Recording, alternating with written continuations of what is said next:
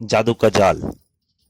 तिलसिन देव की इस सीरीज के पहले भागों में आपने पढ़ा कि राजकुमार और वीरगुप्त राजकुमार मनीष के बीच में जनता चुनाव करती है और राजकुमार मनीष को चुन लेती है, जिससे राजकुमार वीरगुप्त नाराज हो जाता है और वो करकट को जगाने की बात बोल के घर से निकल जाता है, जिससे सारे में चिंता हो जाती है।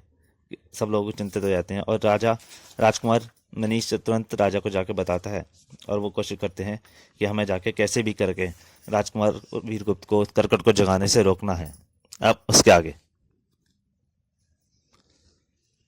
उसी समय महामंत्री ने भी सेनापति वीरभद्र के साथ भीतर प्रवेश किया।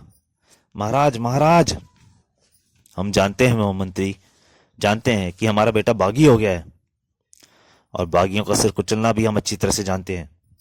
सेनापति, जितने सैनिकों की आवश्यकता हो ले जाओ, उसे रोको, शैतान की गुफा तक ना पहुंच पाए वो। तभी रानी बोल पड़ी, ठहरिए सेनापति जी, हम भी आपके साथ चल रहे हैं। शायद एक माँ के आंसू देखकर ही उस कमीशन का दिल पिघल जाए। माँ, महारानी जी आप? माँ के साथ मैं भी जाऊंगा पिताजी। ओह,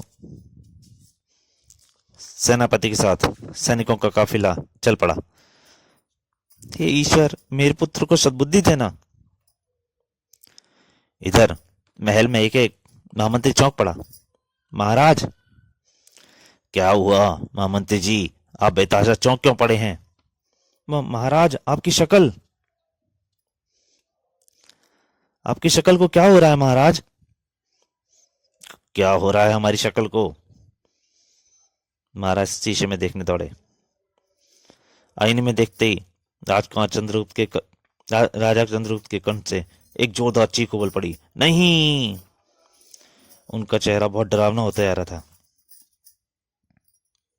उधर सैनिक का काफिला तेजी से शैतान करगट की गुफा की ओर बढ़ा जा रहा था। रथ और तेज चलाओ सेनापति। फिर उस समय जब वे गुफा से कुछ ही दूर थे, सैनिकों, गुफा निकट आ रही है, चारों ओर फैल जाओ। मां, भैया का घोड़ा!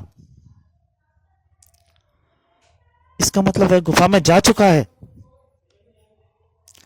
फिर इससे पूर्व कि वे गुफा के निकट पहुंच पाते कि अचानक गुफा का मुंह तेज आवाज के साथ बड़े बड़े पत्थरों से ढकने लगा। धड़ धड़ धड़ धड़ धड़ाम, और गुफा मुंह सारे पत्थर से ढक गया।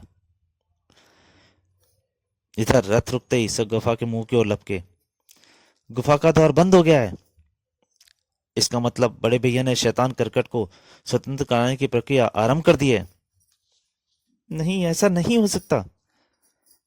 सेनापति, ये पत्थर हटाओ, गुफा का मुंह खोलो, जल्दी करो।